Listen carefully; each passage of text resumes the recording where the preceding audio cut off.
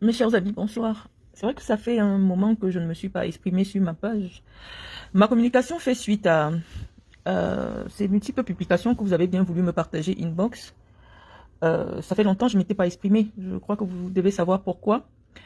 Depuis que j'ai créé ma page Facebook, je crois que ça fait environ 9 ans, je m'exprime uniquement soit pour partager mes convictions intellectuelles, pour répondre aux personnes qui m'interpellent, et quelquefois, et plus généralement, parce que c'est le but des réseaux sociaux, de partager mes instants de vie. Alors, j'ai tenu ce soir à répondre à deux personnalités des réseaux sociaux. Il y a une que je découvre, Oliao Manga, et une autre qui a l'habitude de me tenser dans ses publications. Je vous avais déjà expliqué, chers amis, que le fait que mon nom suscite des règles de l'algorithme de Facebook m'impose des combats que j'évite. Ça fait 2 ou 3 fois, on m'envoie les publications d'une dame qui se fait passer pour la défendresse des droits des petits ou des écrans sur les réseaux sociaux. Et à chaque fois, elle est revenue sur ma personne, elle essaye de... Moi, je réponds pas à tout le monde. Surtout quand je n'ai aucun problème avec quelqu'un, je ne vois pas où on s'est rencontré, où on se connaît. Je ne réponds pas. Je viens répondre uniquement aux personnes que je connais, que j'ai connues dans la vie réelle, et avec qui j'ai des différends qui existent vraiment. Je vous remercie d'être là. Bonsoir, Viviane Bellomont. Je laisse la réponse à la dame parce que je vois qu'elle insiste avec mon nom. Madame Oliao Manga, je vous connais pas. J'ai pas besoin de vous connaître. Je suis une personnalité très connue au Cameroun par de millions de personnes. Donc je vais pas m'apitoyer sur mon sort si une parfaite inconnue euh, essaye de me tenser sur les réseaux sociaux. Donc je veux pas en faire un problème personnel parce que je sais que les hommes que j'ai souvent fréquentés préfèrent les femmes à la peau claire. Et malheureusement, vous ne faites pas partie de cette catégorie-là. Donc je suis certaine que ce n'est pas à cause d'un homme que vous vous agrippez sur mes ailes. Je sais aussi de tout mon parcours. Au niveau du Cameroun, j'ai fait l'école publique de Mandjo, j'ai fait le lycée de Mandjo, j'ai fait le lycée général Leclerc, j'ai fait l'université de Yaoundé 2 à Soie. J'ai commencé une première partie de l'école de commerce à Bastos. Je ne vous ai jamais rencontré dans mon parcours. Que ce soit professionnel, j'ai fait 11 ans à la CRTV. J'ai été présidente de la Ligue régionale de football de la région du Sud. J'ai été directrice générale du projet Aspire pour le Qatar. J'ai été la présidente de la Fondation du football africain en Guinée équatoriale. Je ne me souviens pas vous avoir rencontré. Donc, je suis certaine que nous n'avons pas un différent personnel. Et comme je vous ai dit tantôt, c'est vrai qu'on peut tout dire des hommes, mais je suis certaine que les hommes que j'ai fréquentés, nous n'avons pas partagé un même monde. Ça, je suis sûre. Donc, notre débat sera focalisé sur le plan des idées. Je pense que vous vous agrippez sur moi parce que vous avez besoin d'une certaine validation intellectuelle. Parce qu'une intellectuelle, vous n'êtes pas. Vous êtes sur les réseaux sociaux pour attirer une certaine lumière sur vous. Vous voulez attirer une lumière sur vous. Et vous êtes convaincu que, au niveau du débat, là, vous voulez arriver, c'est à mon niveau. Moi, je suis l'aigle. C'est-à-dire que c'est pas tout le monde qui a vocation à comprendre ce que je dis.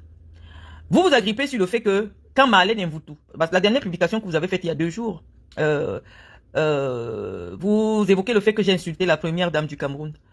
Moi, je vous dis, je suis pas une personne vulgaire. Je suis pas une personne vulgaire. Je m'exprime, j'ai une parfaite maîtrise de la langue française. Et donc, parfois, même si je dis des choses difficiles à entendre, je le dis de manière très imagée. Je le dis avec beaucoup d'intelligence. Et donc, je n'ai jamais versé dans la vulgarité.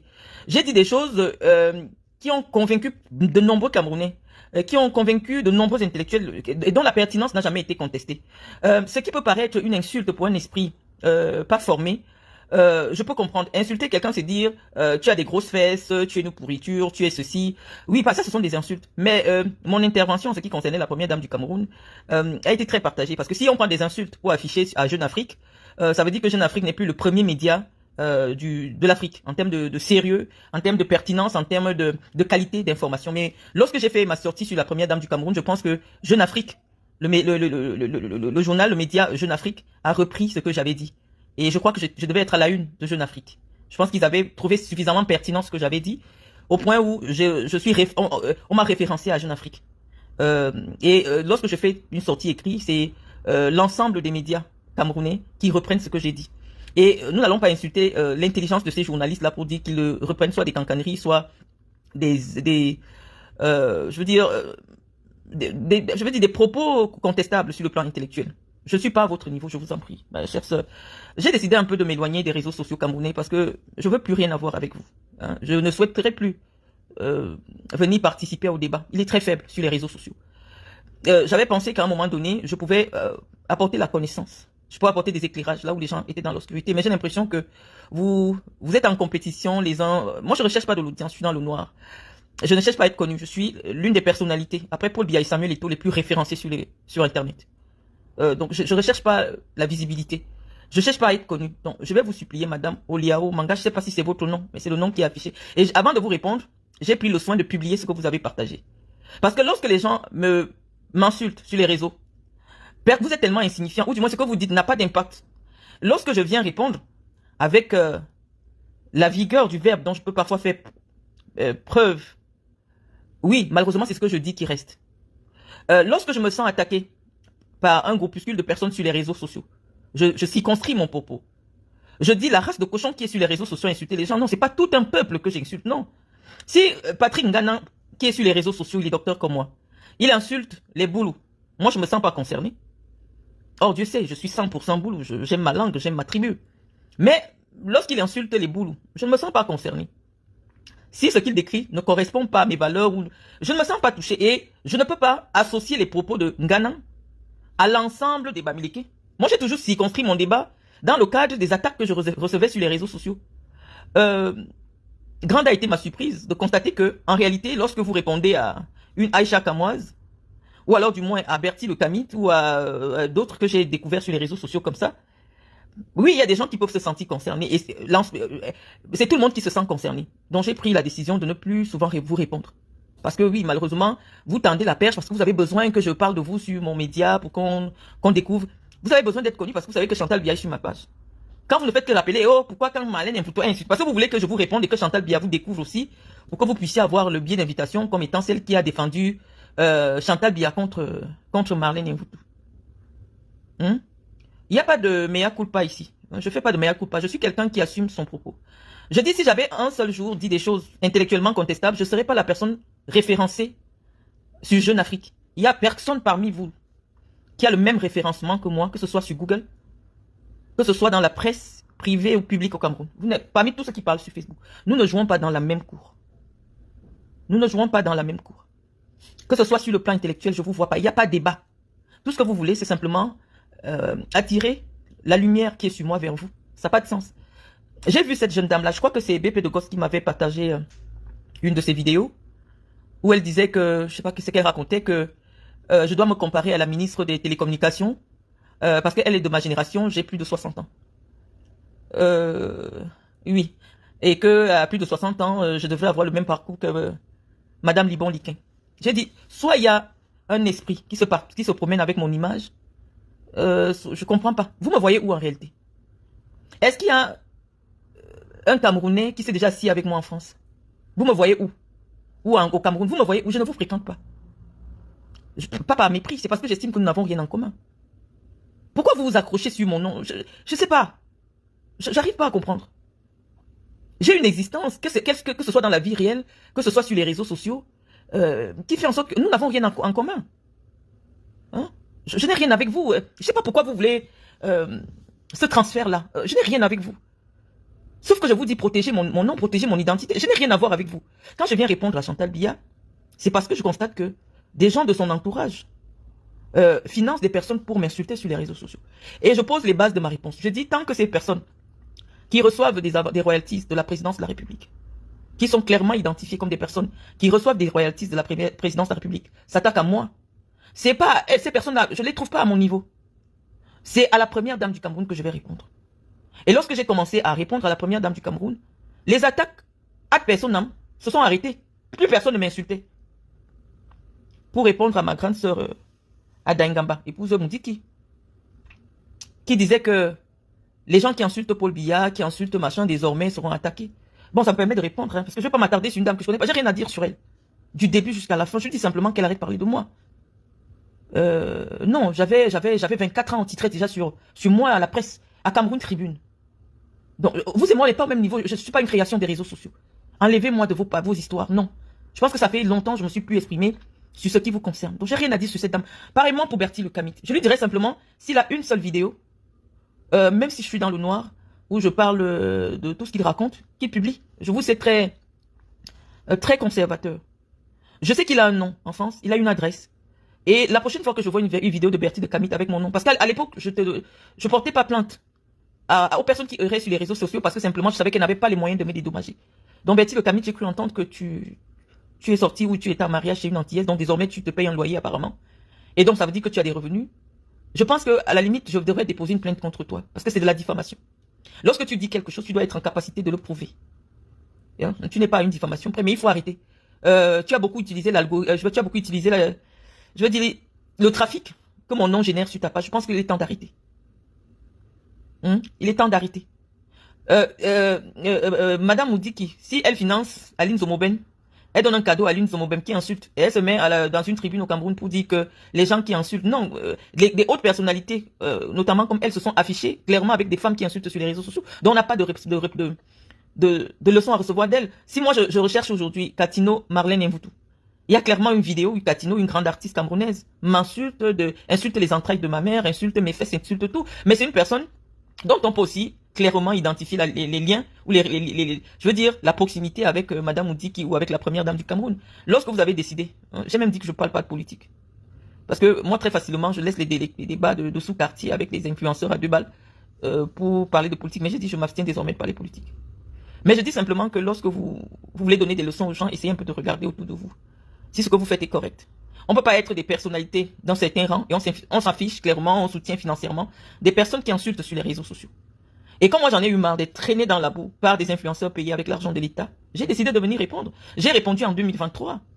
On est en 2026. Nous sommes en 2026. 3 ans plus tard, dès que vous faites vos vidéos, oh, Marlène Mvutu avait insulté la première dame. Pourquoi vous ne citez pas Salomé Kabjet, qui a dit des choses suffisamment abjectes sur la première dame du Cameroun? Elle ne vous intéresse pas. Parce que vous recherchez l'aura de Marlène Mvutu. Non, nous ne sommes pas au même niveau. Nous ne sommes pas et nous ne serons jamais au même niveau. Je veux pas être. Non, ça me gêne quand je vois une femme comme celle-là. Je ne la connais pas. Je n'ai même pas besoin de la connaître. Multiplier des vidéos où elle me cite régulièrement. Qu'est-ce qui ne va pas, Madame Manga? Qu'est-ce qui ne va pas? Pourquoi vous parlez de moi régulièrement? Vous voulez l'accès à la présidence de la République parce qu'on vous a dit qu'il faut passer par Marlène Mvutu pour avoir accès à la première dame. Eto ne me vaut pas. La valeur pour vous, elle se situe par rapport à quoi? Eto fils ne me vaut pas parce que s'il est obligé d'aller travailler, parce qu'il est salarié, d'aller travailler pour une petite association comme l'Africa Foot, ça veut dire qu'il n'est pas encore au niveau où il peut me payer. Lorsque vous pouvez payer quelqu'un à 10 000 euros, 15 000 euros, 5 000 euros, 2 500 euros, non, vous n'êtes pas vous-même un employé. La valeur que vous donnez aux gens par rapport à quoi? Financière? Non, je dis que ceux qui sont assis financièrement ne sont pas des employés. Ne sont pas des employés. Tant que vous n'êtes pas encore votre propre patron, vous ne pouvez pas juger, être au-dessus de quelqu'un que vous ne pouvez pas payer. Vous ramenez toujours ces noms sur ma page. Je vous dis que les riches là, les milliardaires ne sont pas employés. Tant que quelqu'un a une fiche de salaire, ou il pas aussi, même s'il ne mange pas, on dit quand même que salaire président de l'Africa Foot 5 000 euros. Vous n'êtes pas un milliardaire et vous n'allez pas me convaincre. Si c'est sur le plan financier. Maintenant, si c'est sur le plan intellectuel, Samuel Eto'o a le même niveau intellectuel que ma dernière fille Iris. Donc si on peut un peu... Maintenant, est-ce que vous voulez l'amener à mon niveau? Parce que mon avant-dernière est à l'université. Elle fait des études de droit.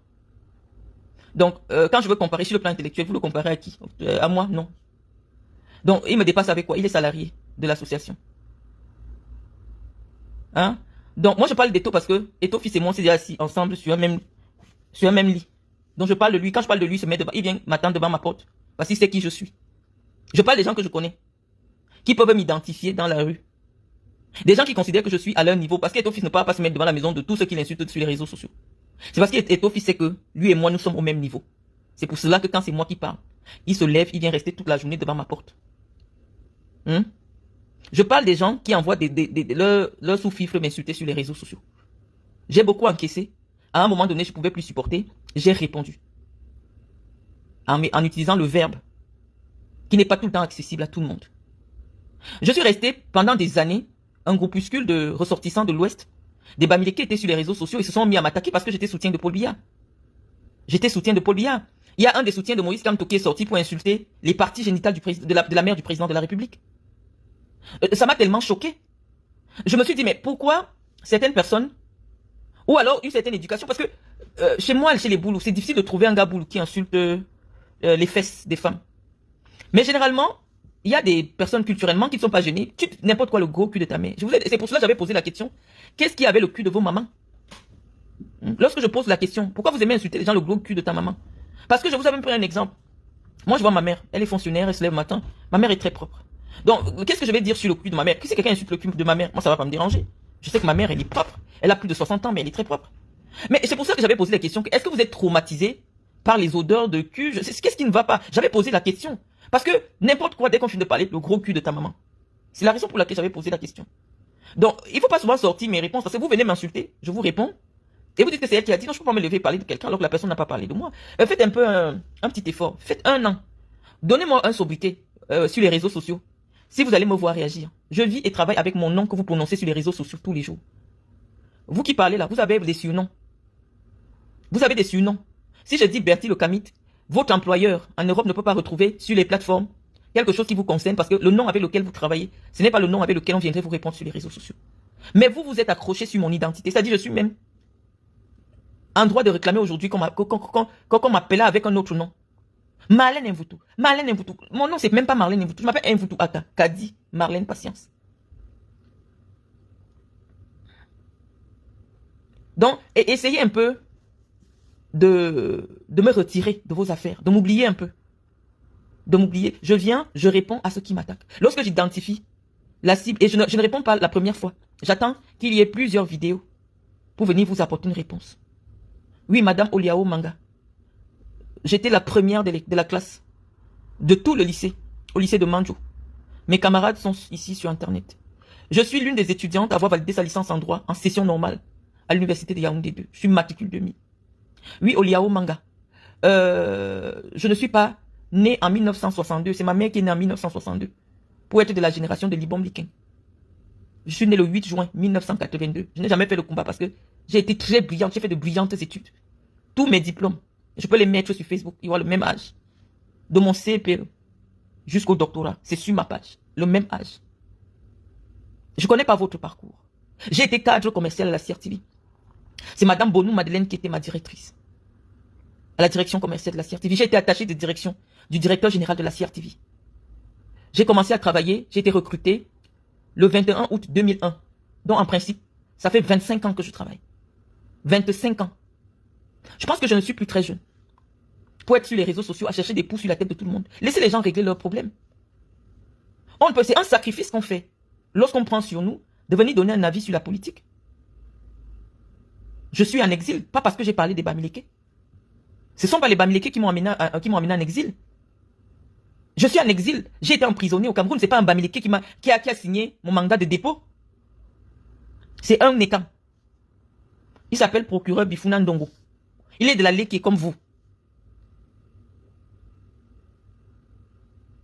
Ce n'est pas un Bamileke qui m'a mis en prison. Et le directeur des affaires pénales, au moment de mon arrestation, un ami très intime à ma famille, s'appelait Mvondeveuse Jean-Pierre. Donc le patron de tous les procureurs. C'était un ami intime de ma famille. Mais tout le monde m'a dit que l'instruction venait de très loin. Personne ne pouvait intervenir. Et c'était les écans qui ont pris la décision de m'emprisonner alors que je venais de soutenir une thèse de doctorat commercial à 30 ans. Donc vous avez de que les écans, les machins et les ceci. Il faut un peu enlever mon nom là-dedans. Sur les réseaux sociaux, je ne réponds qu'à ceux qui m'attaquent. Vous n'avez jamais soutenu Paul Biya ou le RDPC ou la première dame du Cameroun à la dimension de ce que j'ai fait. Vous n'avez ni les moyens, ni les rudiments intellectuels pour le faire. Madame Manga, vous n'avez pas la possibilité d'être la remplaçante de Marlène Mvoutou sur les réseaux sociaux. Les Bamileke sont toujours les boucs émissaires parce qu'ils aiment faire la publicité. Les Bamileke aiment la publicité. Même quand quelque chose qui ne les concerne pas, ils viennent se mettre là. Non. Aucun Bamileke ne m'a jamais causé un préjudice. Dans la vie réelle. La race porcine sur les réseaux sociaux, quand quelqu'un se comporte comme un cochon, on lui dit que tu es un cochon. Mais je pense que mon ami intime, qui est le vice-président de la cour d'appel du centre, qui est un Bamileke, ne peut pas dire que Marlène est irrévérencieuse ou irrespectueuse vis-à-vis des Bamileke. Mes amis intimes sont des Bamileke. Mais ceux qui écoutent ce que je dis ont la capacité de comprendre mon message en disant oui, ceux qui crachent sur tout le monde, qui insultent tout le monde sont des cochons. Mais on ne globalise pas tous les Bamileke. Non. La petite minorité crasseuse, belliqueuse qui est sur les réseaux sociaux ne peut en aucun cas représenter cette noble et digne ethnie. C'est pour cela que j'ai choisi de donner des enfants aux Bamileke. Moi, j'ai porté le sang d'un Bamileke dans mon ventre. Si à un seul moment, j'étais convaincu que ce que fait un Bamileke représente ce que tous les Bamileke feront. Non. Non, pas du tout. J'ai entendu des discours sectaires. Mais moi, je ne peux pas en vouloir à Betty Locamide. Il n'a pas le brevet des collèges. Hein? Quelle interpellation intellectuelle peut retenir mon attention? C'est simplement mon nom. Je lui dis, Betty Locamide, pardon. Arrête la monétisation avec mon nom. Tu passes partout maintenant. Oh, Marlène Mvuto avait été invité aux États-Unis. Lorsque le All Convention Bamileke a utilisé mon aura et mon nom, c'était justement pour qui les connaissait avant qu'ils ne viennent m'adresser une invitation à venir parler à leur congrès. Personne. Dès que vous avez entendu que je suis invité, vous avez organisé un brouhaha sur les réseaux sociaux. Le All Bamileke Convention a compris que pour se faire de la publicité gratuite sans payer, pour que le monde entier soit au courant que nous avons notre événement, chaque année nous allons choisir parmi les petits, une petite qui est suffisamment connue et présenter que c'est elle qui est guest star pour amener tous les Bamileke à parler de notre événement. C'est de la stratégie communicationnelle. C'est de la stratégie communicationnelle. Et la personne qui a créé le buzz autour de cet événement qui existe depuis longtemps et dont personne n'en parlait, c'est moi. Mais moi, je n'ai pas décidé d'insister. Lorsque vous avez commencé pour votre boycott, j'ai écrit aux organisateurs que malheureusement, je tiens à ma vie. Moi, vous m'invitez, vous faites des pieds et des mains pour m'avoir avec vous à un événement. S'il y a des gens qui ne veulent pas me recevoir, qui ne veulent pas m'écouter à cet événement, à l'époque, l'excuse que vous aviez présentée aux organisateurs de All Bamileke Convention, c'était uniquement que moi, en tant que représentante de Franck Biya, je venais aux États-Unis pour convaincre les Bamileke de soutenir Franck Biya. Vous ne m'aviez pas interpellé sur le plan de mes postures en ce qui concerne les agissements des Bamileke sur les réseaux sociaux. Parce que je suis intervenu uniquement pour répondre à certaines postures que j'estimais belliqueuses de certains ressortissants de la région de l'Ouest sur les réseaux sociaux. J'ai toujours été clair et constante. Non, je manque d'humilité. Quand je prends la peine de prendre mon téléphone pour venir vous répondre, ça veut dire que je manque d'humilité. Je viens pour clarifier parce que je prends le temps lorsque quelque chose prend de l'ampleur. Vous étiez sur une certaine Stéphanie Mbida que j'ai découvert aussi grâce à vous. Je ne la connaissais pas. Maintenant, le débat culturel, tous les panels, quand Marlène Mvuto avait été invitée, c'est Marlène Mvuto. Non, vous aviez dit à l'époque que Marlène Mvuto est boycottée parce que elle est la représentante de Franck Biya. À l'époque, j'avais été nommé secrétaire national à la communication d'un mouvement franquiste. Et vous aviez dit que je suis boycotté. Pour cela. J'ai été invité à la chaîne de télévision Vision 4 d'Amugoubelinga. J'ai vu des écans organiser une cabale pour dire que si j'étais reçu sur Vision 4, ils allaient boycotter la chaîne d'Amugoubelinga. Je crois qu'ils ont fait tellement de pression avec Bruno Bidjan. Je crois que nous sommes arrivés à la conclusion que il serait préférable que je ne passe pas sur la chaîne d'Amugoubelinga, un ami personnel. Oui, moi je suis boycotté par les écans. Je suis boycotté par les Bamileke. Il faut donc me laisser un peu tranquille. Ne m'appelez plus dans vos affaires. Les écans m'ont boycotté. À l'époque, je n'avais pas encore parlé de Paul Biya. À l'époque, lorsque je crois que c'est aussi ces pseudo-défenseurs de... Moi, je me sens pas étant, je suis une fiboule. Je ne m'assois jamais là où les Ewondo font quelque chose. Je ne suis jamais entré là où il y a les étones. Je cherche parce que je ne comprends même pas d'abord leur langue. Ne me mêlez pas à vos affaires, je suis une fiboule. Je règle des problèmes personnels avec des gens qui me font des attaques ad personam. Je ne viens pas répondre parce que quelqu'un a attaqué les boulous. Non. Si quelqu'un dit Marlène Mvuto, je m'assois, je te réponds. Donc, Madame Manga, je crois que vous êtes suffisamment servi de...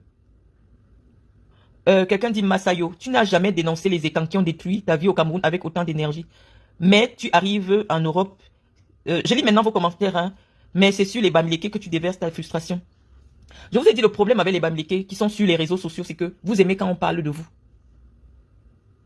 Je n'ai déversé ma frustration sur personne. J'ai pris ma caméra pour répondre à Aïcha Kamoise, qui a pris mon nom et ma photo, qui est aujourd'hui référencée par Google. Marlène Mvuto, 5 enfants, 5 pères. Aucun écan n'a fait cela. Donc je répondais à Aïcha Kamoise, qui est Bamileke. J'ai répondu à un certain Serge Anango, qui s'est assis pendant des jours, des mois, pour me dénigrer, m'inventer une vie et un parcours. J'ai répondu à Serge Anango, je n'ai pas répondu à tous les tchans. J'ai répondu à Nzuimanto, qui s'est acharné sur moi à un moment donné.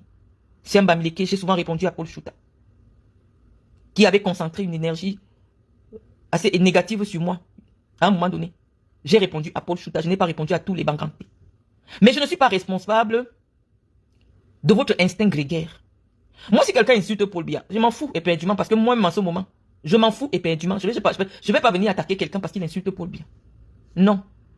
Je ne vous ai jamais, je suis jamais venu répondre parce que quelqu'un a insulté ma petite soeur sur les réseaux sociaux. Jamais. Vous n'allez pas me prendre comme un label. Des gens qui insultent Chantal Biya. Non, je ne sais pas qui fait le blog. J'ai vu une certaine radicale Betty qui a fait une publication dernièrement où elle interpellait la première dame du Cameroun avec les mêmes termes que j'avais utilisés. Les mêmes mots, les mêmes termes. C'est-à-dire qu'elle a pris ma publication, elle a étudié, elle a interpellé la première dame du Cameroun. Pourquoi toi, Oliao Banka, tu ne l'interpelles pas, tu ne réponds pas? Ce qui vous fatigue, c'est mon aura. C'est-à-dire que lorsque c'est moi qui parle, ça a beaucoup d'impact. Et je connais la puissance de mon verbe. C'est pour cela que je ne parle pas tout le temps. Et je ne parle pas de tout. Si mon registre se réduisait à insulter seulement les gens, je ne serais pas la personnalité de moins de 50 ans la plus référencée par Google au Cameroun. Non. Il n'y a personne parmi vous qui a le même nombre d'articles sur Google que moi, parmi vous tous qui parlez sur les réseaux sociaux. Aucune de vous n'a ni mon parcours académique, ni mon parcours professionnel. Vous faites simplement de la sorcellerie et le matu sur les réseaux sociaux. Vous et moi, on n'a rien à voir en commun. Je ne vous ai jamais fréquenté. Aucune de vous ne peut montrer une photo avec moi. On ne fréquente pas les mêmes milieux, on ne fréquente pas les mêmes personnes, on ne se connaît pas. La connexion d'Internet, c'est la sorcellerie.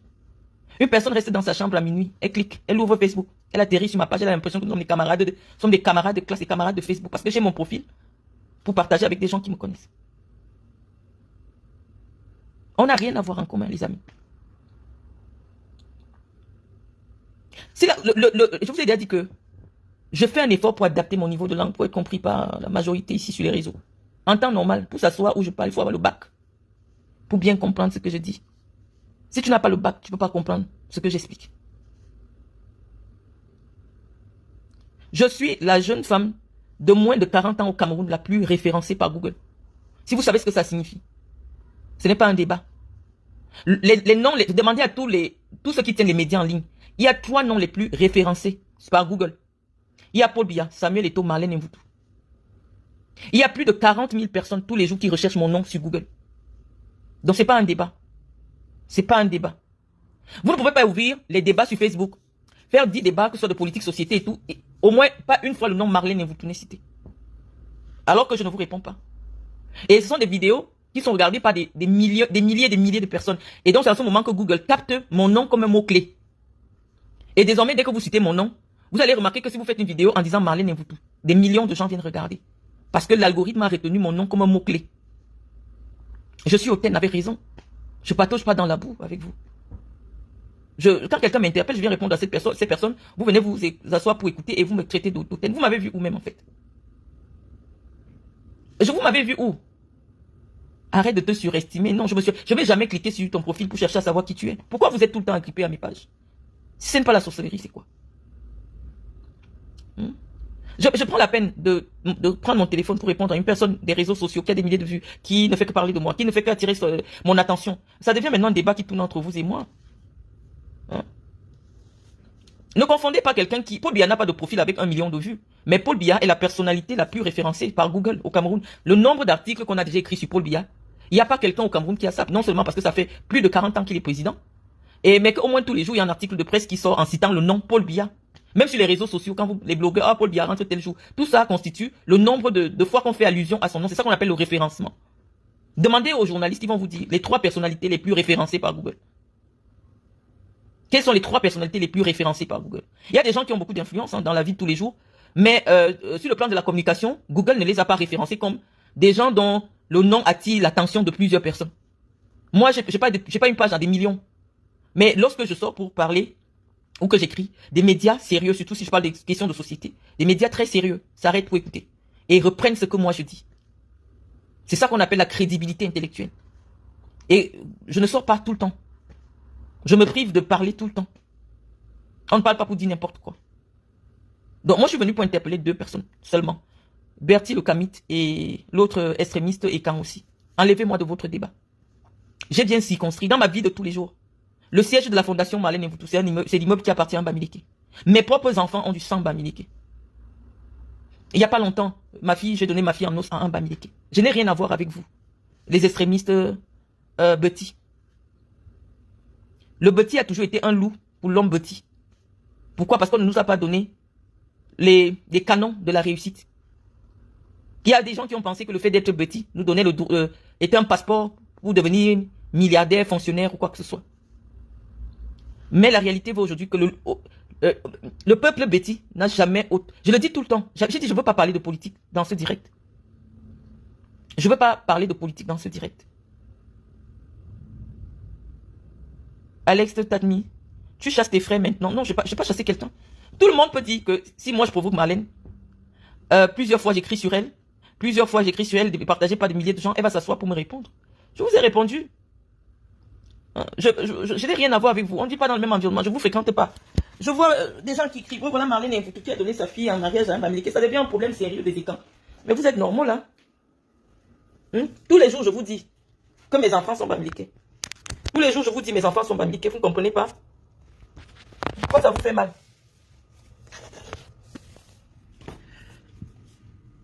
Il y a Brice Fouda qui me dit, ma soeur, tu as suivi ou tu connais le capitaine et foot. Je vous ai dit, je ne parle plus de politique. Je ne veux pas parler de politique avec vous. Je suis venu pour répondre à 2 personnes. 2 personnes seulement. Et aux extrémistes Bamileke Petit. J'ai dit, moi je suis construit mon débat à ceux qui m'insultent sur les réseaux sociaux. Vous avez bien vu quand moi je suis au Cameroun. Malgré l'image que vous dépeignez de moi sur les réseaux sociaux. Quand j'arrive quelque part, on me fait asseoir à côté des ministres, sur le même rang. Je ne pense pas qu'on donne un tel honneur aux vulgaires insulteurs des réseaux sociaux. Respectez mon nom. Il y a des gens qui respectent mon intelligence. Il y a des gens qui respectent mon parcours. Qui respectent mon vécu. Et parfois qui respectent mes positions. Ils respectent mes positions. Si j'étais une femme d'une vulgarité confirmée, là où je suis reçue au Cameroun, je ne serais pas. J'ai dit des choses qui étaient suffisamment pertinentes en ce qui concerne les institutions du Cameroun.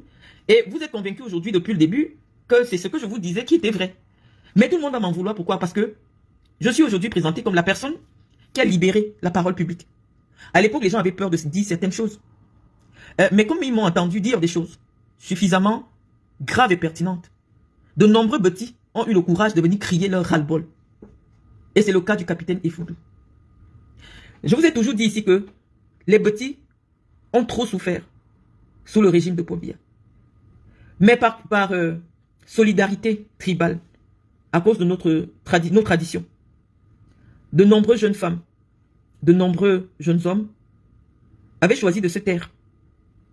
Lorsqu'ils ont constaté qu'une personne de mon acabit pouvait prendre le risque de sacrifier son avenir au Cameroun pour venir dire la vérité, pour crier le ras-le-bol, de nombreuses personnes ont suivi et vous donnez pas la dernière personne qui va faire son déballage. Et vous donnez pas le dernier petit qui va faire son déballage. Trop, c'est trop. La sorcellerie entre les petits, c'est trop. Je suis en exil. C'est pas un Bamileke qui est président au Cameroun. Le bonheur de tout maman est de pouvoir accompagner son enfant à cet instant très précieux de sa vie. Mais ce n'est pas à cause d'un Bamileke que je n'ai pas pu assister. Donc, enlevez-moi de vos combats, s'il vous plaît. Dans ma vie réelle ou virtuelle, je ne me mêle pas de vos affaires. J'ai été humilié par des gens qui ont utilisé les moyens de la première dame du Cameroun pour m'humilier sur les réseaux sociaux. Or, Dieu sait comment j'ai soutenu cette première dame ici sur les réseaux sociaux. J'ai porté des combats à bras le corps pour soutenir la première dame du Cameroun. Elle n'est pas une femme politique, elle ne s'est jamais occupée de la politique jusqu'à un certain niveau, où j'ai constaté que mon soutien à Franck Biya l'avait hérité et elle avait décidé d'envoyer des gens m'insulter, qui n'ont pas mon niveau d'insulte. Sur les réseaux sociaux, j'ai répondu. Mais ça va rester dans les annales, la femme qui avait... Alors que vous êtes nombreux sur les réseaux sociaux à attirer l'attention de la première dame sur les manquements qui sont inacceptables quand on est à ce niveau de responsabilité. Certes, elle n'occupe pas des fonctions publiques, mais elle incarne la dignité de la femme, en elle toute la dignité de la femme camerounaise. L'image qu'on voudrait, l'image idéale qu'on voudrait de la femme camerounaise. Donc oui, à un moment donné, quand on intervenait, on avait bien vu que la première dame a commencé à faire des efforts. Mais depuis qu'on a lâché, non, elle est libre. J'ai tellement convaincu Chantal Biya qu'elle est madame n'importe qui, qu'elle joue les influenceuses sur les réseaux sociaux. Elle passe se faire des selfies à la Coupe du Monde alors qu'aucun protocole n'avait prévu son arrivée. C'était tellement ridicule.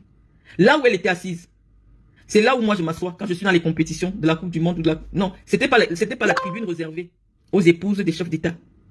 Mais parce qu'elle voulait se retrouver là-bas, elle a piétiné le protocole d'État. C'était d'un ridicule pour le monde entier. Mais elle le fait naïvement parce qu'elle ne connaît pas. Et parce que les gens qui aujourd'hui ont... Maintenant qu'elle est faible parce que son mari n'a plus suffisamment de regard pour pouvoir l'encadrer, qui profitent de sa naïveté pour l'exposer.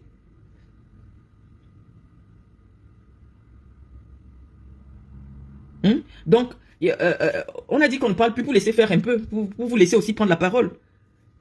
J'essaie de vouloir lire ce que vous dites.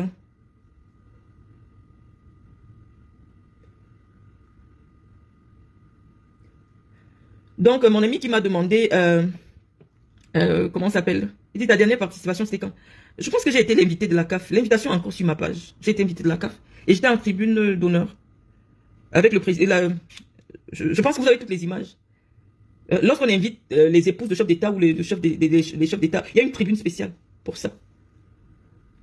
Pour embrayer sur ce que dit le capitaine. Moi, je ne voulais pas faire une analyse sur ce que dit le capitaine Ifoudou parce que moi, je le comprends. Lorsque les gens bafouent ce que vous avez de plus cher, parce que j'ai été dans la même position que le capitaine Ifoudou. Lorsque vous êtes un jeune, vous êtes brillant, vous voulez participer au développement de votre pays, vous avez plein d'idées, vous avez l'énergie, la force, et que des gens qui n'ont plus rien à prouver coalisent pour vous écraser, foutent la terre votre dignité. Faites tout à un être humain, mais ne piétinez pas sa dignité. Parce que si moi je suis sorti sur mes amis d'hier, comme je l'ai fait, c'est parce que non seulement ma propre dignité avait été piétinée, celle de mon père aussi. Lorsque vous piétinez la dignité d'un être humain, il n'est plus différent d'un animal, il devient inarrêtable. Parce que ce qui fait la différence entre l'être humain et l'animal, c'est la dignité. C'est la dignité. Dès que vous vous enlevez à un humain, sa dignité, vous piétinez, vous traînez sa dignité par terre, il devient un animal. Et là, en ce moment, il devient inarrêtable. Parce que ce que le capitaine Ifoudou fait, c'est un suicide social. Le gars se suicide en direct. Ça veut dire qu'on l'a touché là où on ne touche pas un être humain. Vous savez ce que c'est qu'être le patron des renseignements à la présidence de la République? Et après, on vous prend vous-même, on vous jette en cellule. On vous enlève la tenue devant des gens que vous avez commandés, coordonnés. C'est l'humiliation ultime. L'humiliation ultime est le fort des petits.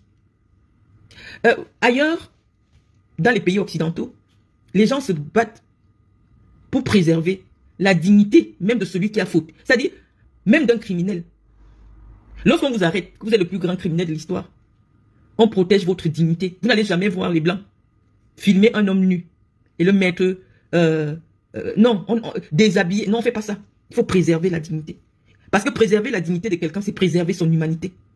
Lorsque une fille boulou, une femme boulou vient chez moi, sachant qu'elle a eu une transaction, elle a reçu mon argent, elle sort. Malheureusement, comme elle n'avait pas trouvé mes caleçons, elle allait trouver mes caleçons, mes protections hygiéniques, elle met dehors. Elle touche à ma dignité. Et lorsque j'apprends qu'elle a le soutien des proches de la première dame du Cameroun, j'encaisse pour la première fois. Mais lorsque l'autre femme Bamoun là, Guylaine Chapuis, avec le soutien de madame Doulou, s'assoit sur les réseaux pour insulter mon père, insulter mes enfants, parce qu'elle sait que je suis allé porter plainte. Mais ça ne peut pas avancer parce que la gouvernante de la première dame qui a le soutien de la première dame intervient directement dans mon dossier. Pourquoi vous ne devez jamais comprendre que moi j'ai des connexions directes avec les gens que j'insulte? Je dis à Medoulou, qui a déjà tenté plusieurs fois de m'avoir au téléphone, que c'est pas à toi que je vais répondre parce que toi, seul, on nous met face à face, tu fais pas le poids. Mais parce que tu comptes sur Chantal Biya, c'est pour ça que tu ameutes les femmes des réseaux sociaux pour m'insulter. Ces femmes étaient financées. Ces femmes s'afflichent clairement avec soit la première dame elle-même et tout. Donc, du coup, moi je réponds à la première dame du Cameroun qui leur donne la force d'insulter les gens sur les réseaux sociaux. Et elles sont les premières à se plaindre des insultes sur les réseaux sociaux. Alors que ce soit Nathalie Moutiki, que ce soit la première dame elle-même, elle finance des femmes qui sont internationalement reconnues. Comme n'ayant aucun autre contenu sur les réseaux sociaux que des contenus belliqueux, d'insultes, d'outrage sur les réseaux sociaux. Mais elle participe à financer cette entreprise d'outrage sur les réseaux sociaux. Donc, Ifoudou, on atteint Ifoudou là où il n'est plus un être humain, il décide de se suicider. Parce que ce qu'il fait là, il ne sera plus jamais tranquille nulle part. Quand il vous dit que les services de renseignement camerounais font des missions secrètes partout aux États-Unis pour éteindre, pour attenter physiquement à la vie des leaders d'opinion, ce n'est pas la blague. Je vous dis que ce n'est pas la blague. Il n'est pas en train de divaguer. C'est une réalité. Donc si vous voyez un soi-disant leader d'opinion camerounais qui se promène librement dans la diaspora, qui boit librement avec les Camerounais depuis des années, il n'a jamais été empoisonné, sachez que c'est un agent qui joue pour le système. Mais moi, la seule chose que je peux vous dire, et c'est Voltaire qui le disait fort à propos, je peux ne pas être d'accord avec ce que vous dites, mais je me battrai à mort pour que vous ayez le droit de dire ce que vous dites. Lorsqu'on commence à se battre pour empêcher que les gens parlent, c'est simplement parce que ce que ces gens disent est vrai et que ça vous dérange. Si en réalité, les gens par ennui ou par errance ou déshérence gaspillaient leur énergie sur les réseaux sociaux et que cela n'avait aucun impact, on n'allait pas mobiliser les moyens de l'État pour mettre des barbouzes à leur trousse et qui ont une mission claire: enlever, assassiner, empoisonner tous les leaders d'opinion qui ne sont pas compromis. Donc dès lors que vous avez une parole libre au Cameroun, soi-disant libre, si moi je vous vois dans les réceptions dans les maisons des Camerounais, moi je ne peux pas vous prendre au sérieux. Ça veut dire que vous ne connaissez pas le système. Et le capitaine qui a servi ce système, il sait qu'il ne sera plus jamais tranquille quelque part. Et Foudou ne sera plus jamais tranquille nulle part dans le monde. Donc le gars vient de se suicider, socialement. Parce qu'il est bien placé pour savoir que ce système depuis plus de 40 ans a planté des tentacules. Et moi, ce qui me gêne un peu dans sa démarche, que je comprends, mais que je ne cautionne pas, je comprends, parce que Foudou et moi n'avons pas eu le même niveau de responsabilité. Foudou a quand même été au cœur du pouvoir, au cœur des informations sensibles. Il est extrêmement jeune, ça me fait de la peine. À moins de 40 ans de pulvériser sa vie de la sorte, je pense qu'il a de bonnes raisons. Et je ne pense pas que ce soit des raisons financières, parce qu'aucun argent ne pourra le protéger. Tout ce qui me dérange avec sa démarche, c'est parce qu'il fait des attaques, ou alors il fait des révélations qui n'ont aucun impact dans la compréhension de la vie politique du Cameroun. Pourquoi je le dis? Je sais que les défenseurs du capitaine sont nombreux sur les réseaux sociaux, les amis. Mais pour l'intellectuel que je suis, le fait que Foudou nous informe que tous les problèmes du Cameroun, c'est Ngongo et les vies de Paul Biya. Dès qu'il dit ça, je dis que non, il n'y a plus d'analyse politique, il n'y a plus de pertinence politique dans sa démarche. Et lorsqu'il s'attaque au général, à l'amiral Fouda, je vous dis que une personne honnête ne peut pas garder un malhonnête à côté d'elle pendant plus de 5 ans, si elle-même n'est pas malhonnête. Je vais vous expliquer comment fonctionne la mafia. Le chef bandit ne se mouille jamais. Lorsque vous avez une image à protéger, vous avez toujours des gens qui se salissent les mains à votre place. Et moi, je suis convaincu que tout ce que l'amiral Fouda fait est sur ordre de Paul Biya. Parce que depuis 1994, lorsque les institutions financières internationales ont pris le contrôle de la gestion des ressources du Cameroun, c'est devenu difficile pour les ministres et même pour le chef de l'État de détourner l'argent du Cameroun. Vous savez, pour faire de la politique, il faut accepter parfois que vous pouvez tremper les mains dans la merde et dans le sang. Les politiciens ne sont pas les gens pauvres. Et Paul Biya est le plus grand politicien du Cameroun. Donc, tout cet argent que vous citez, ces milliards que vous citez, ce n'est pas entre les mains de Fouda. Fouda n'a pas cet argent. Si Fouda était quelqu'un d'extrêmement belliqueux, l'homme belliqueux que vous désignez là, c'est que Biya l'a déjà dégagé. Biya est l'homme le plus renseigné, de jour comme de nuit, au Cameroun. Donc, mais Fouda n'a pas encore décidé de s'exprimer parce que Fouda est l'homme le plus fidèle de Paul Biya. Il ne peut pas parler. Donc, il va seulement accepter tout ce que vous dites. Mais si Fouda était l'homme belliqueux que Foudou décrit, ça fait longtemps que Paul Biya l'aurait déjà zigouillé. Paul Biya est au courant de tout. Et tout ce qui est fait autour de lui, il est au courant. Il était au courant jusqu'à peut-être ses 85 ans. Parce qu'à l'heure actuelle, il n'est plus au courant de rien. Mais il était au courant. Et Fouda fait partie des fidèles, parmi les plus fidèles. Pareillement pour Ngongo. Et je disais que c'est dans cette démarche où le capitaine veut rendre Ngongo politiquement responsable. Non, Ngongo n'a aucune responsabilité politique. Il n'est pas élu. Ngongo, c'est un haut fonctionnaire qui a été nommé par un décret du président de la République. Si le travail que Ngongo faisait n'était pas satisfaisant pour Paul Biya, ça fait très longtemps que Paul Biya l'aurait dégagé. Ngongo n'est pas le premier secrétaire général qu'a connu le Cameroun en 43 ans de règne de Paul Biya. Mais je vous avais expliqué que quand Paul Biya nomme un secrétaire général, c'est pour que tu te salisses les mains à sa place. Donc il fait semblant d'être propre. C'est pour cela qu'il est resté au pouvoir pendant de longues années. Parce que la responsabilité des mauvaises décisions ne lui incombe pas. Il fait porter le chapeau à quelqu'un d'autre, alors que c'est lui qui a la manette. Tu ne peux pas être le président du pays des plus grands fémans du monde. Et toi-même, tu n'es pas un féman. Paul Biya, c'est un féman. Quelqu'un qui vous a volé les élections plusieurs fois, vous dites qu'il n'est pas féman. Vous dites qu'il n'est pas féman comment? Tu ne peux pas travailler avec les fémans si tu n'es pas un féman. Tu ne peux pas être l'ami des fémans si toi-même tu n'es pas le capitaine. Tu ne peux pas. Il n'y a aucun filtre. Je vous dis, Paul Biya est renseigné de jour comme de nuit. Lorsque vous décrivez Paul Biya, je veux dire à l'époque, hein, pas maintenant. Le Paul Biya de maintenant, oui, c'est un Paul Biya physiquement et humainement sous tutelle. Je parle du Paul Biya jusqu'à ses 89 ans. Il est au contrôle de toutes les mafias du Cameroun. Et j'étais en train de vous expliquer que depuis que les Blancs contrôlent l'argent du Cameroun, ce n'est pas facile de voler. Donc qu'est-ce que le grand patron de la mafia fait? C'est d'organiser une mafia d'État qui raquette, qui torpille, qui arrache. Il est au courant de tout. Tout. Et c'est lui-même qui est aux manettes. Mais quand il t'envoie voler ou arracher et tu gardes un peu pour toi, s'il n'est pas content, c'est là qu'il t'enlève. Tous les détournements qui se font au Cameroun. Tous les détournements, c'est Paul Biya. Et tu utilises, c'est toi. Quand tu es un grand patron de la Fémania, il y a des gens qui partent. Il y a ce qu'on appelle les apacheurs. Il y a les tchoukas, il y a le machin. C'est toi qui contrôle. Mais quand le problème sort au tribunal, ton nom ne sort pas parce que ce n'est pas toi qui signe le papier. Ce n'est pas toi qui parles avec le Mougou. Donc c'est ce qui se passe. Ce n'est qu'à l'heure actuelle, où il a fini d'installer un système qu'il ne peut plus contrôler. Mais ce système a été installé par lui. Donc politiquement, parce que nous, ce qui nous intéresse, ce sont les conséquences politiques des sorties intellectuelles des uns et des autres. Et je peux vous dire, dans ce cadre précis, la personne qui avait fait une vraie percée, qui pouvait, si les Camerounais étaient un tout petit peu intelligents, renverser le régime, c'était Adja Awa.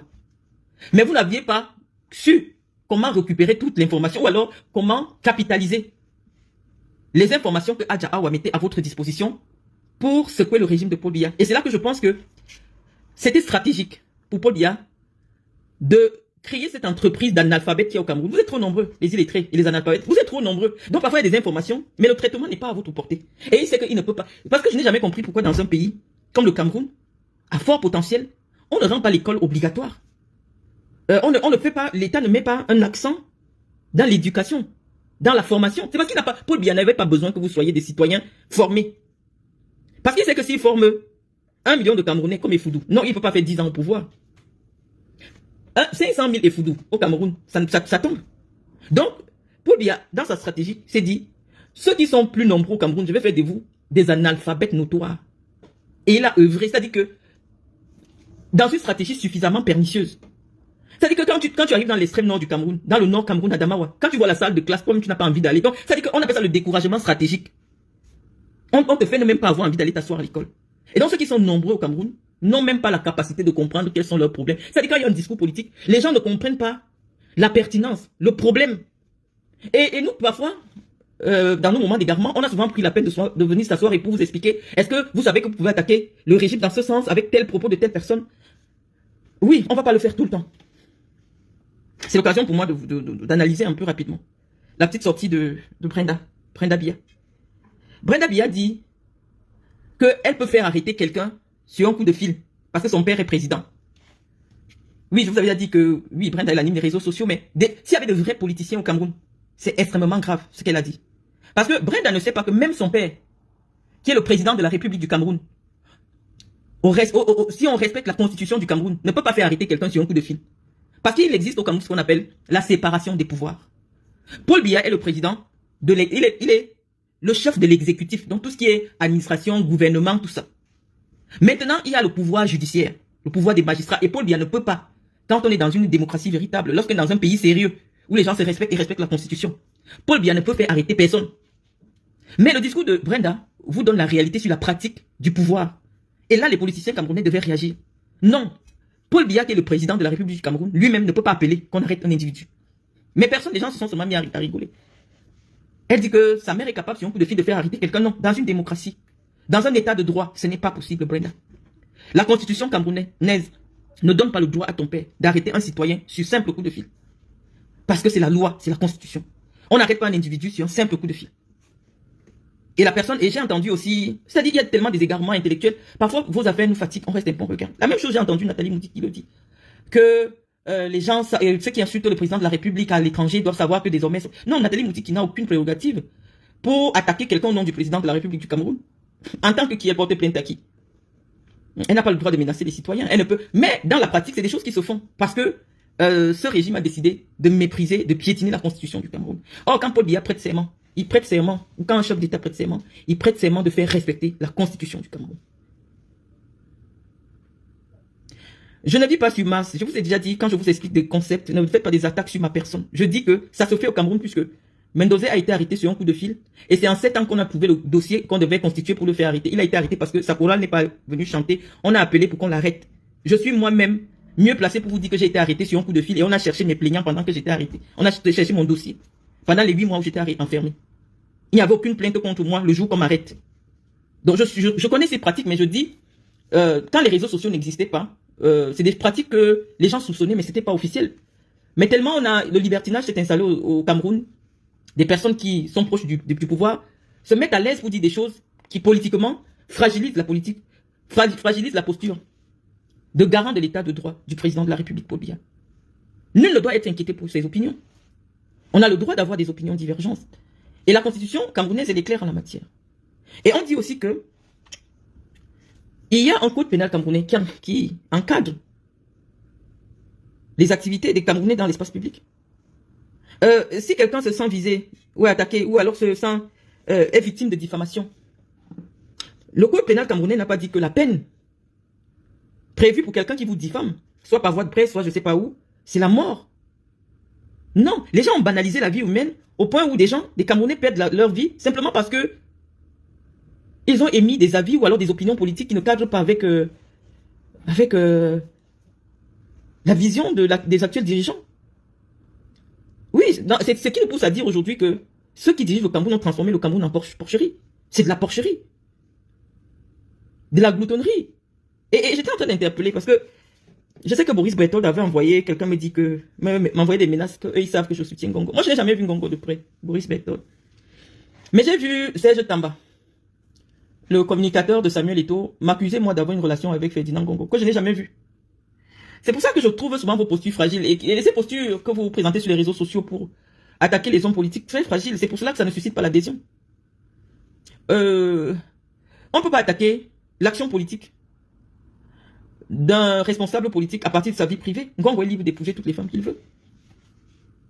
Il est libre d'épouser. Pourquoi Capitaine Efudou peut penser qu'aujourd'hui, des informations sur la vie privée de Ngongo peuvent influencer l'opinion des Camerounais? Est-ce que les Camerounais ont voté Ngongo un jour? Qui connaît Ngongo? Je vous ai dit que c'est Adja Awa qui avait dit des choses qui étaient exploitables sur le plan politique. Elle dit que c'est elle qui faisait nommer les ministres. Et vous avez bien vu que la famille présidentielle est prise en otage par des marabouts, des voyants, des sorciers, ou alors des pseudo-marabouts. Il suffit qu'un de leurs voyants vous appelle. Je vous ai dit le travail que Adja Awa faisait auprès de la première dame du Cameroun. Parce que quand on laisse les gens approcher la famille présidentielle, vous avez bien vu que Brenda est manipulée par des escrocs. Oui, tu vois Marlène Mvutula, oui, elle veut devenir première dame. Ah, elle veut devenir première dame. Tant que c'est son voyant qui a dit tu peux pas changer. Et où est Adja Awa aujourd'hui? Qu'est-ce que les Camerounais ont fait de Adja Awa? Qui a encore cherché à savoir où est Adja Awa? Donc, lorsque le capitaine Efudou se présente en agneau sacrificiel, il faut qu'il se demande si le peuple pour qui il se sacrifie mérite. Les Camerounais ne méritent pas que le capitaine Efudou sacrifie sa jeunesse. On vous dit qu'on les tient par les liens sataniques, ils ne peuvent rien faire. Même si Paul Biya a fait 100 mois à l'extérieur, personne ne peut bouger. Ils sont tous trempés, donc ça ne vaut pas la peine. Si vous avez décidé de vous détacher de ces gens, je parle au capitaine Efudou. Je pense que ce n'est pas nécessaire. Il en a déjà trop fait. Ça ne sert à rien de se mettre en spectacle. Je pense qu'il est très jeune, il peut reconstruire sa vie. C'est pas nécessaire de continuer à se sacrifier. Les Camerounais ne valent pas la peine. S'il arrive quelque chose à Efudou, ils vont publier Free ou non. Parce qu'à l'heure actuelle, le capitaine Efudou, si on l'arrête, on va l'assassiner. Il va disparaître. Parce que plus tu es au courant des informations classées secret d'État, si tu te mets à les divulguer, ça veut dire que si eux ils te prennent, ils peuvent pas te laisser en vie. Dans certains pays, que je vais pas citer ici, les agents des services secrets sont, à la fin de leur carrière, ou alors du moins, lorsque leur fiabilité n'est plus garantie, sont assassinés systématiquement. Parce qu'ils donnent des informations qui ne fragilisent pas les personnes, mais fragilisent l'État. Et l'État, ce n'est pas un individu. Il y a un niveau d'information. Ce n'est plus Paul Biya que tu attaques. Ce n'est plus Ngongo que tu attaques la stabilité de l'État. Et là, c'est un autre problème. Mais il faut peser. Il faut mettre sur la balance. Est-ce que les Camerounais que je vois là, qui font les challenges sur TikTok, qui vont au tarot tous les dimanches, qui dansent le mbolé, méritent un tel sacrifice en 2026? Je pense que non. Les attaques sur Ngongo, qui n'a reçu aucun mandat du peuple, ne font que consolider sa statue d'homme d'État. Là où personne ne le gérait. Et vous le présente aujourd'hui comme un personnage central de l'État, qui détient toutes les manettes de l'État. Donc, on dit que toute publicité est une publicité. Je pense que une telle publicité autour de la personne du secrétaire général de la présidence de la République, sur le plan politique, ça lui donne les points. C'est contre-productif et je lui dis que c'est l'expert en communication qui lui parle. S'il avait voulu éteindre Ngongo, c'était pas le moment de mettre Ngongo en lumière. Parce que tel qu'il décline Ngongo, c'est Ngongo qui tient le Cameroun. Tel que toutes les informations qu'il nous donne là. Moi, je pense que la meilleure façon de réduire Ngongo, c'était qu'on continue à le considérer comme un factotum de Paul Biya. À l'heure actuelle, tel que Efudou décrit, Ngongo est capable de décider que Paul Biya ne rentre plus. Et il ne rentre plus parce que tu contrôles la gendarmerie, le BIR, le machin, le ceci. Non. Si c'est la vérité qu'Efudou nous dit, l'homme fort du Cameroun, c'est Ngongo. Et donc, c'est pas les histoires de kékette. Le seul organe de l'être humain qui n'a pas le cerveau, c'est le sexe. Donc, tout ce qu'un être humain fait avec son sexe, moi, je ne considère pas. Qu'il couche avec les chiens, il couche avec les machins. Je vous ai dit, c'est que les Camerounais font de leurs fesses. C'est pas ça le problème du Cameroun. Lorsqu'on dit qu'on veut déraciner un régime pour rester sérieux, enlevez souvent les problèmes de fesses. Tout le monde a des problèmes de fesses au Cameroun. Si on s'assoit dessus, je ne sais pas qui sera épargné. C'est ça qui fragilise le combat d'idées, le combat politique au Cameroun. Parce que très vite, au lieu d'être percutant sur des analyses, sur des questions structurelles, sur des questions politiques, on baisse rapidement dans le Congo. Ça, tel a couché avec tel. Le sexe n'a pas le cerveau, les amis. Le sexe, c'est la partie la plus fragile de l'être humain. Donc si, de temps à autre, je vous ai déjà dit ça en vous parlant du très brillant ouvrage Sexus Politicus, que les hommes politiques sont très friands de sexe. Parce que ce sont des gens qui sont tout le temps en séduction et ils veulent tout le temps tester leur pouvoir de séduction. Plus ils réussissent à séduire des femmes un peu plus jeunes, plus belles, et plus ils se sentent en confiance. Dans le monde entier, c'est pour cela que des scandales comme le scandale des États-Unis avec Jeffrey, je sais pas, où on faisait venir des escortes et tout ça, où plusieurs personnalités du monde ont été touchées, et notamment le prince Andrew de la Grande-Bretagne. Les affaires de sexe peuvent salir le monde entier. On sait que ça existe. Mais lorsqu'on est dans le combat politique, le combat d'idées, il faut être percutant. Il faut être percutant sur le plan des idées politiques. Et ne pas trop verser, il a couché avec elle, il a couché avec elle. Ça fragilise le débat. Voilà l'affaire Epstein.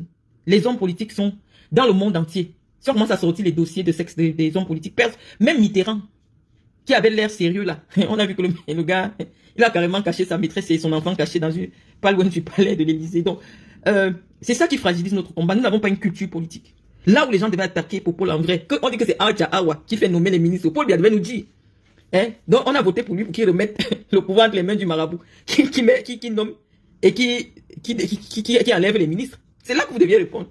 Et vous deviez être en ce moment en train de chercher Aja Awa. Mais, mais bien sûr les amis.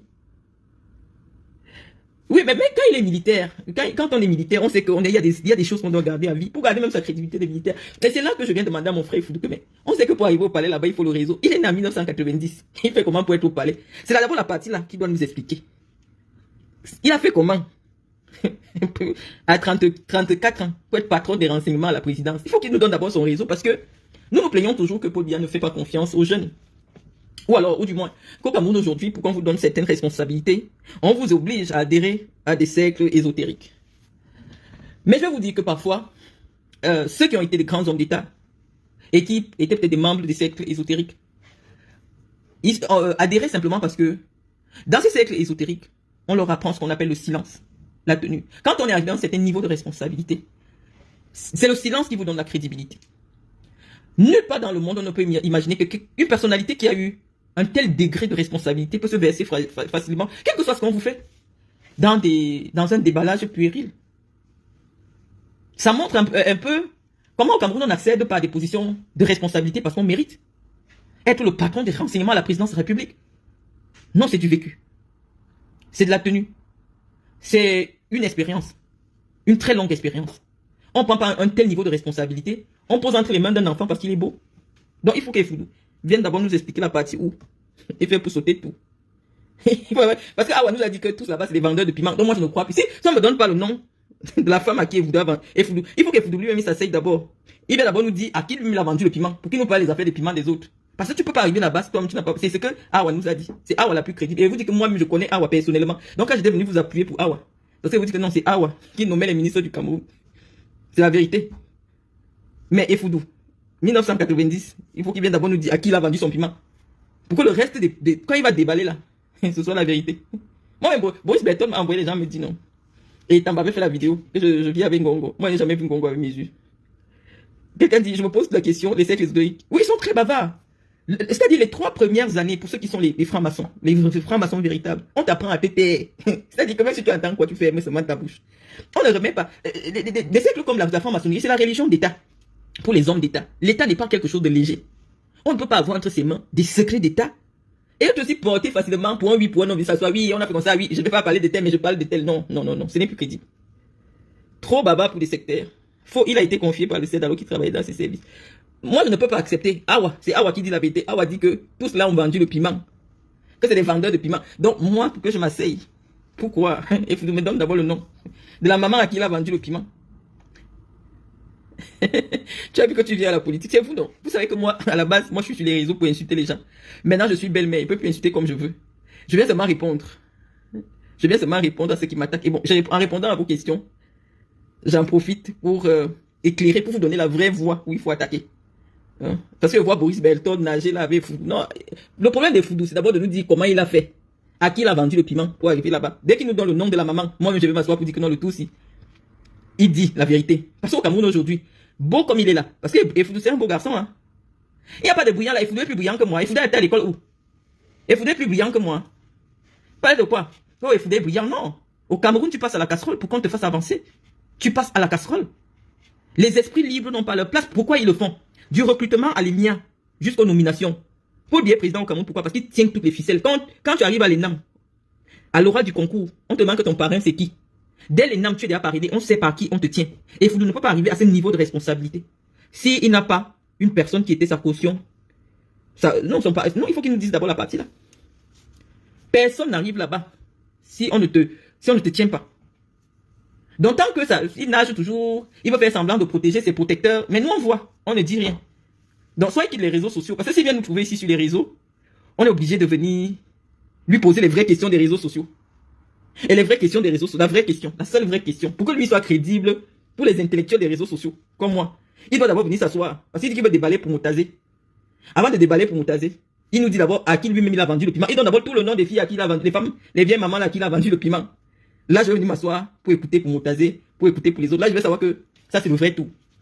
Mais sinon, on reste dans des attaques sous la ceinture qui n'ont pas le débat politique. On a des choses qu'on peut reprocher à Moutazé. Énormément de choses qui peuvent fragiliser Moutazé. Et ce qui fait de sa bite, ça ne nous intéresse pas. Ça nous montre simplement qu'il est encore viril pour un homme de plus de 60 ans. Ils font même comment? Ils prennent le Viagra. Moi, j'étais cadre à la CRTV premièrement. Parce que lorsque je suis recruté, je suis en deuxième année à l'université des Yaoundé 2. Après, j'ai été recruté comme attaché de direction auprès du directeur général. Et après, la CRTV a financé ma formation. J'ai fait mon stage aux productions Rino Baldi. J'ai fait une formation à CFI Pro à l'époque en France.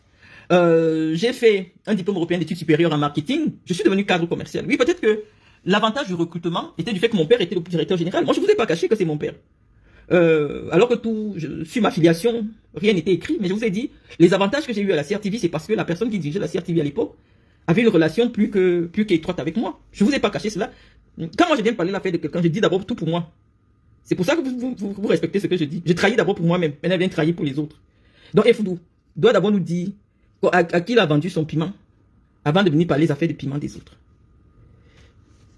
Le débat ici n'est pas autour de ma personne. Lino Mensa me dit, je peux te poser une question, Marlène. Peux-tu faire une action de soutien au pouvoir pour avec l'accès au pays comme tu le souhaiterais dans... l'accès au pays par rapport à quoi en fait? Moi je dis que lorsqu'on vient faire le service après-vente, vous savez que je suis cadre. Lorsque je fais le service après-vente du Congo, je dois avoir les bons éléments. Je fais une analyse... je fais pas d'analyse parcellaire et partielle. On doit faire une analyse complète. Lorsque quelqu'un sort comme ça du chapeau, je vais parler des affaires de fesses de telle personne. C'est notre domaine. C'est mon domaine de prédilection. Donc s'il va parler de l'affaire des fesses des gens, il doit aussi nous expliquer son affaire à lui. Comme ça, on va savoir si c'est la vérité. Mais non. Pour être plus crédible, il devait nous dire j'ai assisté une fois, machin. Je ne mets pas en doute sa crédibilité. Hein. Mais je voudrais que le capitaine pèse le sacrifice. Les Camerounais en 2026 ne méritent pas qu'une intelligence comme Efoudou se sacrifie pour elle. Je ne manipule pas l'opinion, je vous manipule pour quelle raison? On n'a même plus le droit de faire les commentaires. Je me suis compromise. Est-ce que moi je vous ai souvent dit que je n'étais pas compromise? Je dis oui. Je dis en tant que compromis, hein, lorsque il décide de faire son déballage, moi la partie qui m'a intéressé, c'est quand il a commencé à dire telle fait ceci avec ses fesses, telle personne. Je viens dans m'asseoir pour dire que ça c'est notre partie. Voilà ce qui nous intéresse sur les réseaux. Mais pour qu'il soit crédible dans le Congo, ça des coucheries d'État, il doit d'abord nous dire avec qui lui-même il a couché. C'est comme ça qu'on fait le déballage là sur les réseaux. Voilà, pour être crédible.